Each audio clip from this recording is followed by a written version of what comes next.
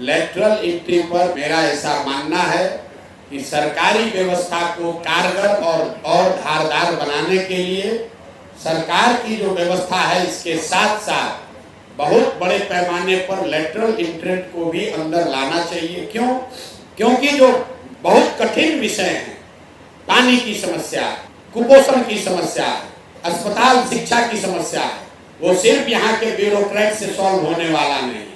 आप बताइए, कोई आईएएस अफसर है, आज वो हेल्थ डिपार्टमेंट का हेड है तो उसको अस्पताल और स्वास्थ्य की समझ है, कल उसको परिवहन विभाग का सेक्रेटरी बना दिए तो उसको बस और रोड का भी समझ हो जाएगा, परसों उसको मत्स्य विभाग का सेक्रेटरी बना दिए तो दावा करता है कि हमको मछली पालन का भी उतना ही समझ है। तो ये भैया, इससे सुधार होगा नहीं। इसलिए जो सरकार की एडमिनिस्ट्रेशन और प्रशासनिक व्यवस्था है वो रहनी चाहिए, लेकिन उन विषय के विशेषज्ञों को जब तक साथ में नहीं जोड़ा जाएगा तब तक कोई आगे का बड़ा रास्ता नहीं बनाया जा सकता है। इस देश में आजादी के बाद जो 5-6 बड़े काम हुए, एटॉमिक एनर्जी का काम हुआ, उसको किसी आईएएस ने नहीं किया, उसको विक्रम साराभाई और होमी भाभा ने किया, वो लेटरल एंट्री थे।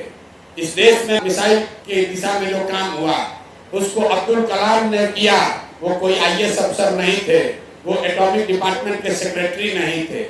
इस देश में ग्रीन रेवोल्यूशन लाने का श्रेय स्वामीनाथन जी को दिया गया।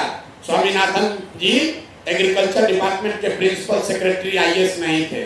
इस देश में डेयरी का काम, व्हाइट रेवोल्यूशन, प्रोफेसर कुरियन ने किया, कुरियन कोई आईएएस नहीं थे, लेटरल एंट्री थे।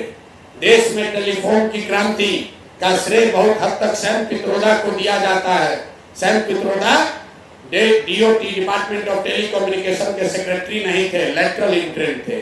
इस देश में आधार का जो आप कार्ड देख रहे हैं, आधार का कार्ड होम मिनिस्ट्री का सेक्रेटरी नहीं बनाया है, इसको नंदन नीलकर्णी जैसे लोगों को लाकर बनाया गया।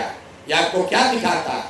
जो 5-6 बहुत बड़े देश में आमूलचूल परिवर्तन वाले काम हुए हैं, वो इस देश के सबसे काबिल लोगों को लाकर जिम्मेवारी दी गई। वो काम तो सरकार की व्यवस्था के साथ ही करेंगे, लेकिन उनमें वो क्षमता है। तो हम लोग इस पक्ष में हैं कि बिहार को अगर सुधारना है तो पूरे दुनिया में एजुकेशन को लेकर, स्वास्थ्य को लेकर, आर्थिक विकास को लेकर जितने बड़े लोग हैं, जो समझदार लोग हैं, जब तक उनको नहीं जोड़ा जाएगा तब तक बिहार में बड़ा सुधार नहीं हो सकता है।